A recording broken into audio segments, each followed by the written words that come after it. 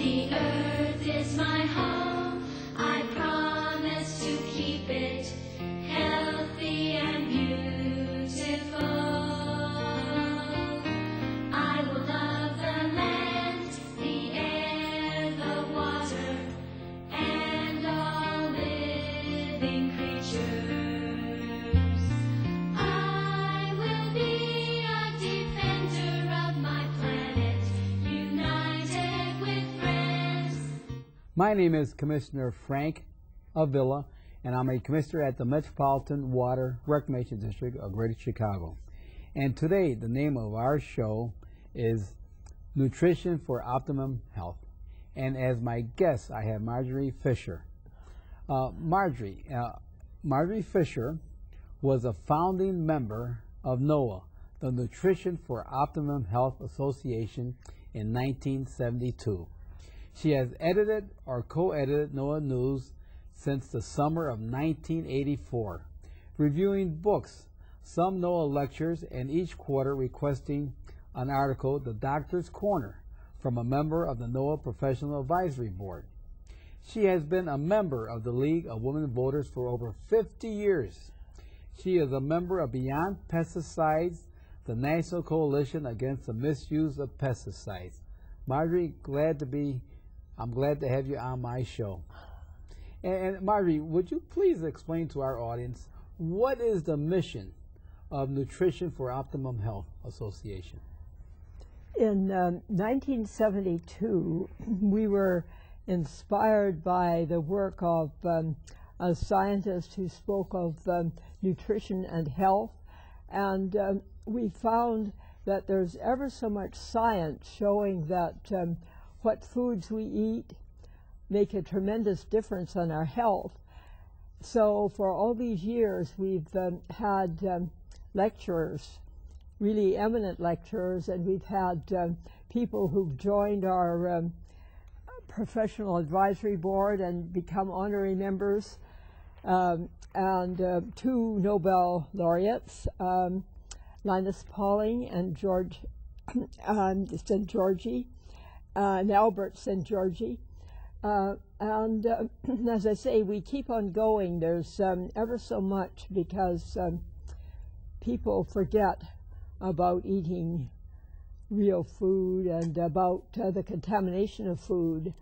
But you were going to ask questions. Oh yes, okay. The one question I'd like to ask you is, what are some general suggestions for optimum nutrition health? Yes, well, general suggestions are, first of all, go for whole foods. Some of our speakers and some of our honorary members have said that when you go in a grocery store, shop around the outside. You have all these things that are actually put together, you know, and that are in the middle. But the real food, like the vegetables and the fruit and the meat and the fish, are on the outside. And then by outside, you mean they're not in a container? Or they're not in a container. Well put. Yes. In other words, they don't have a whole lot of ingredients listed. Yeah, processed. Right. In general, it's better to avoid the processed foods. You should be sure to get good protein. We need complete protein, all the amino acids, and then we certainly need all the essential fatty acids. Sure, probably many of you have heard that there are essential fatty acids in wild fish from cold waters, the long chain omega-3s, and that yeah, you mentioned wild fish, not farm fish, but that's wild right, fish. the wild fish, because the farm fish tend to get fed corn or whatever's cheap. Yes. And they also get antibiotics, and so there are major problems with farmed fish. Yes. Right. And right. Yes. And then often, of course, our oceans are contaminated. That's a problem. And our foods are also, and that is a major problem, in that most of the food that is called conventional unfortunately, it is basically poisoned with both pesticides and chemical fertilizers, and these have major health problems. In NOAA, we have had many excellent speakers on this subject, and Commissioner Avila and I have just been at a wonderful conference where these aspects were mentioned. Yes, using pesticides, and the problem with food that is grown where they use pesticides is that they're on the food that we buy, the vegetables that we buy, and then when we wash them, it goes down into the drain, the household drain, and if it's and then it goes into our sanitary sewers, and then it goes to our sewage treatment plant, and maybe our sewage treatment plant may remove it and may not, and it goes into the environment. So that's why sometimes it's bad to have pesticides on some of our food. Is this what you're trying to say? Oh yes, well that is very true. The pesticides can go into the water, and of course we do have to be concerned about contaminated water. Unfortunately, the pesticides are they go into the soil and then into the roots, so they're in the whole plant. And then when you think of the animals, they will eat these pesticided things, and then it's concentrated, and we, as top of the food chain, we get an even more concentrated dose, so that you should never, ever, ever eat, say, beef or anything like that that is not certified organic. So you're saying the pesticides, when they put pesticides on crops, Exactly, yes. it goes always down to the roots. Oh, yes. And then if the livestock eats some of this, it's entered their system, and some of the livestock, they give them antibiotics also. That's what they do. So they're given a combination of pesticides, antibiotics. So maybe your livestock has all these ingredients in them, and as you mentioned, we're at the top of the food chain, and we're the last one to intake of all this. That's right. That's right. That is absolutely correct. And the pesticides are made to be persistent. Many of them are fat soluble. In other words, they go into the fat and stay. And so then they'll get in the animals, and then they get in us. And then when we're tested, we find that we have all these various chemicals in us. I see. And so you're suggesting for optimum nutrition health is to try and buy a lot of your outside food, that you call it, vegetables, fish, meat if one likes it, but that is organically grown. That's right. Is this what you're saying? That's what I'm saying. One of our founding members of our professional advisory board, Dr. Theron Randolph, he spoke of the food that we call certified organic. He spoke of it as chemically less contaminated, because you speak of these chemicals going into the water, they also go into the air, and they go all over the world. However, it was quite amazing. This I found out in 1977, and I mean, I was amazed. He would have his patients come to meetings. We'd always have certified organic food, and it'd be a particular food. Yes. And I would get to know these people, and they would be just fine when they ate the certified organic. But then they'd eat from the regular market, they'd eat what looked exactly the same, and they'd get all their symptoms. And I mean, that's the sort of thing that really made me wake up. Now, what's the doctor's name? Dr. Theron Randolph, Theron. Theron Randolph? Randolph, right. Did he write any report on that? Oh, yes. Actually, it's very interesting, because in 1962... 62? In 1962, he wrote Human Ecology and Susceptibility to the Chemical Environment. And this was a report on the chemicals that had affected his patients. Yes. And that book came out exactly the same year as Rachel Carson's Silent Spring. And they didn't know each other, but Rachel Carson invited the Randolphs to come and have tea with her. Yes. And then, as you know, she died. But Dr. Randolph kept on for many, many years. Now, her book was about pesticides. That's right. And they mentioned her as one of the founder or the founder of eliminating DDT. Right. Because she did a crusade on using DDT. Right. And there was a big article on it saying that maybe it was wrong to eliminate DDT because of the malaria that's happening now in our third world countries. There was a big discussion on that. I know there is. It's come up again. That's right. Yes. That's right. That's right.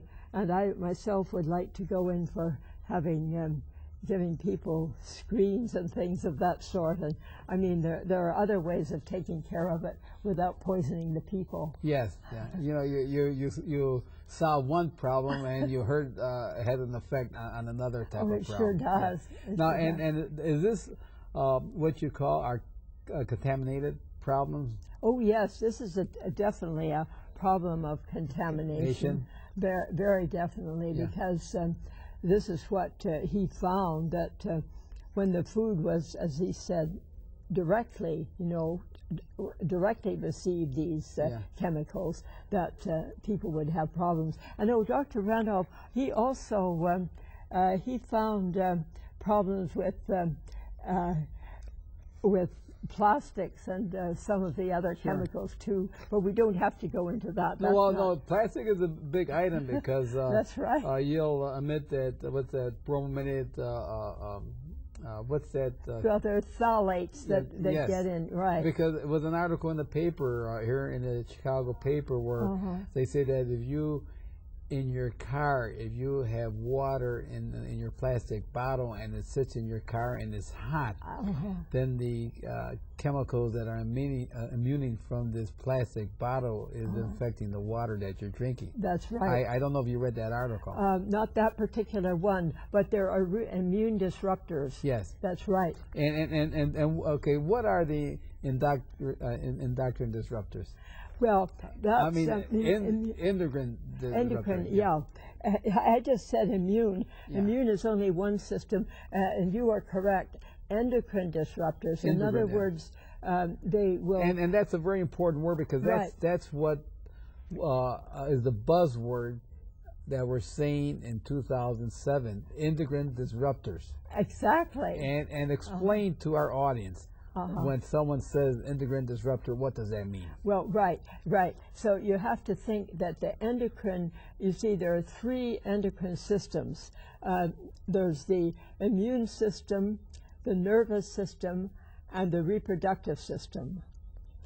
And when we were lectured before we went on to testify. I was testifying for the League of Women Voters, it was EDSTAC, Endocrine Disruptors Steering and Testing Advisory Committee. There were many people. Well, we had a little, organization meeting before, so we get somewhat educated.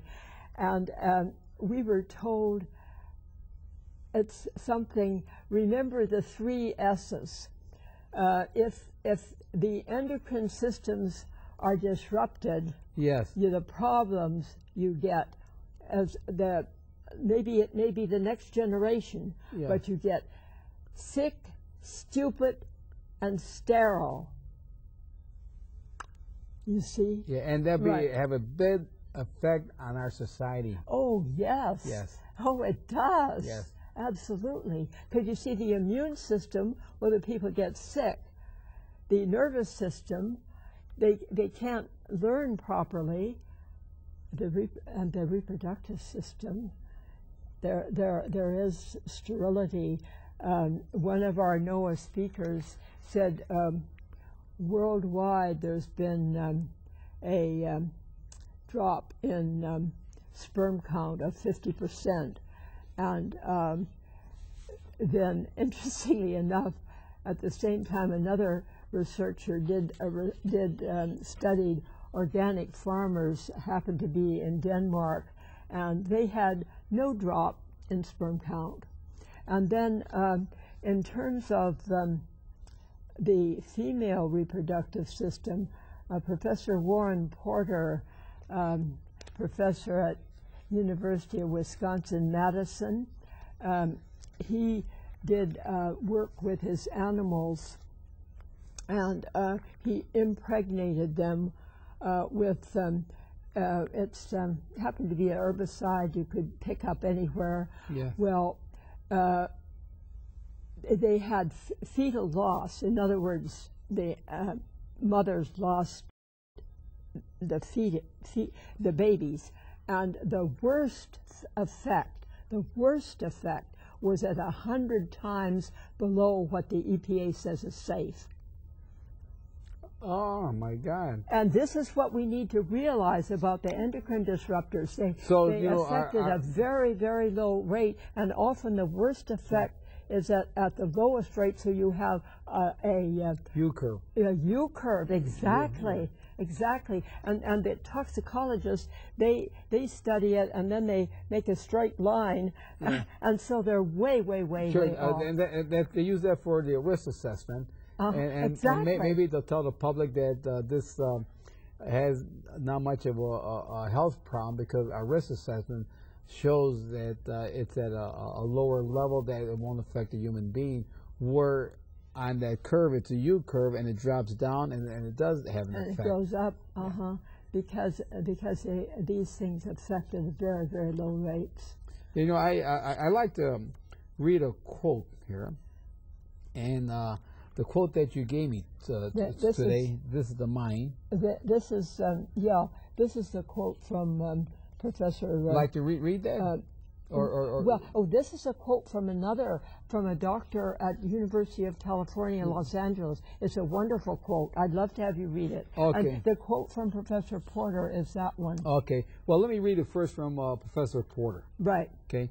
And Professor Porter is a professor in Wisconsin. Right. Is he with the University of Wisconsin? And Madison, in right. Madison, Wisconsin. Right. And this is Professor Porter's quote.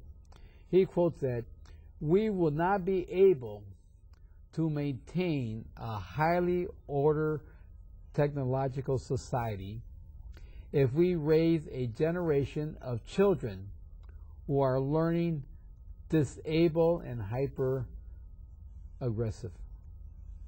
Right. Who are learning disabled. Right. And this is because of the effect of the endocrine disruptors. Exactly. And how does one how do the endocrine disruptors get disrupted? By these chemicals. By these chemicals.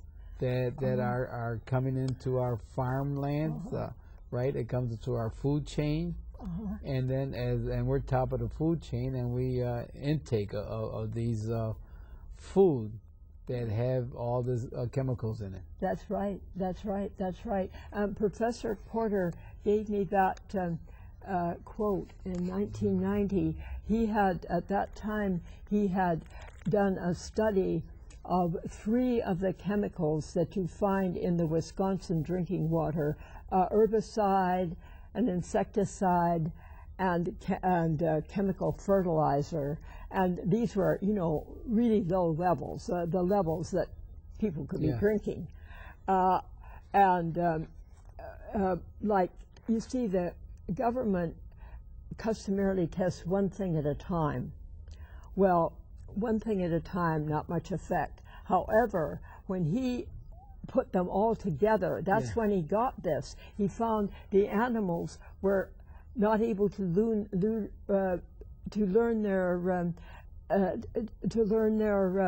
how to get through a maze. They couldn't learn, and then also he was finding they were hyper aggressive. And there's another thing. Professor Porter, he was the lead speaker, as you remember, at our Beyond Pesticides conference. Well, Professor Porter, a few years ago, he sent me an urgent email to get an article into NOAA News about children in Mexico. Now, these are all children with the same genetic background, Yaqui Indians, and there are in the valley they've been pesticiding and growing, you know, the pesticided and fertilized food for 40 years. But some of the people went into the hills and they studied preschool children. And the ones from the valley, they couldn't draw a person. They were sort of scribbles. This was quite an amazing presentation. Whereas, of course, the ones in the mountains, they could. And then also the same things. The children in the valley would fight for no reason. The others would just because they got play exposed together. to the pesticides. Right, they were exposed, and of course also the women had much more cancer, you know, breast cancer and all the other things. But this was specifically on the children. There have been updates much later, and the children persist to have the major problems. And you know, and that's why we're very fortunate that we live here in the Chicagoland area. And we're very fortunate that we have Lake Michigan as our water supply, and we're very fortunate that we have a excellent water filtration plant where our tap water is excellent, and that's why living here in the Chicagoland area, we have a lot to be thankful for of our drinking water. But other areas are not fortunate to having good water supply of the quality of the water. But we want to protect our water supply. We want to protect the quality of water. And that's why I think groups like your group, group like Superior Watershed Partnership, and other groups are working towards protecting our water supply, which is Lake Michigan. Yes. And so that's why it's so important that we need good drinking water, and we're fortunate to live in Chicago. Because why? They were telling me that there's 1% of fresh water in the world. We are so fortunate. Yes, right. And out of that 1% of fresh water, 18% is in the Great Lakes there. Wow. There. Yeah, it's very, very, very fortunate. And there are still pollution problems. We have been studying this actually, well, for years in the League of Women Voters. We have something called the Lake Michigan Interleague Organization, all the leagues in the basin. And well, you probably know about the advisories about eating fish. Yes. Well, there's another Professor Peterson at the University of Wisconsin, and they did studies of children of people who ate a lot of Lake Michigan fish. You see, the fish have accumulated the PCBs, polychlorinated biphenyls, and these children are they have major problems. Similar to the Yaqui children, but and so it's most unfortunate that we can't eat, you know, that fish. I think I read a study somewhere that I think you'd have to drink the Lake Michigan water for like 2,000 years to get the same amount of PCBs that you get by eating 1 2-pound lake trout. Oh my God! Because you see, that's the accumulation, right? And I didn't know that. No, it's. You know, right. I thought you'd be really interested because we are polluting it, unfortunately. Yeah, and that's why we have a lot of groups out there that's trying to prevent this. We sure are, and you're working on it very, very well. Now, you know, at the conference, at the Beyond Pesticide Conference here in Chicago, we had a professor, Professor Hayes. Yes. And his research revealed about frogs being exposed to atrazine. Atrazine. Atrazine. What was this talk about? Right. Well, I remember. And first of all, tell our audience, what is atrazine? Oh, you know what? Is it an herbicide? Well, it is one of the pesticides. I'm almost sure it's an herbicide. Yes. And it's very, very, very widely used. And so Professor Hayes was just working with the runoff into agricultural fields from the use of the atrazine, getting into the streams where the frogs were living. And it's at a low level. Very, very low level. Yes. Right. And the thing that was really dramatic, I was at the Beyond Pesticides conference 4 years ago that was in Berkeley. Professor Hayes he's a professor at the University of California, Berkeley. And anyway, he had these slides. There were male frogs that had uteri, and there's been follow-up. There have been follow-up studies all over. I mean, these various chemicals. Yeah, their productive organ changes. Yes, so that so then they're finding that the amphibians are losing ground all over the world, and there have been studies with other chemicals and other places in Sweden and but it was really dramatic what Professor Hayes showed, and he did come to our conference. Oh yes. He gave a very interesting talk. Another person that came to the conference, and he gave a talk about organic food being produced as abundantly as conventional food. The acre could yield, organic food could yield as much per acre as a conventional type, or maybe even more during a drought season. And it was given by a Dr. Hepperly. Right. And I explained to him about his experiment. You explained it beautifully. For 23 years, they've had these plots. Some were the conventional, using the pesticides and the chemical fertilizers. The others were organic, where they used none of them, and they'd return all the so-called waste that would stay on the earth. And it takes a little while, if the earth has been contaminated, to get organic certification. You have to wait 3 years. Well, they found you'd wait maybe 5. Yes, 5 years. But then they had the same production or more. Yeah, and exactly what you said. Whenever there was a drought, they said they had often 25% more. And this they're eating organic food. It's helping global warming because the plant need the CO2, and so it takes away the CO2 from the atmosphere as compared to a conventional type of farming, which destroys the soil, and it doesn't need it doesn't take care of that CO2. It doesn't take care of it at all. No, it doesn't take care of it at all there. Well, I'm glad that we're talking about organic food, organic farming, good health, because that's what we all need is good health, so we could take less prescriptions, and we take less. Living creature.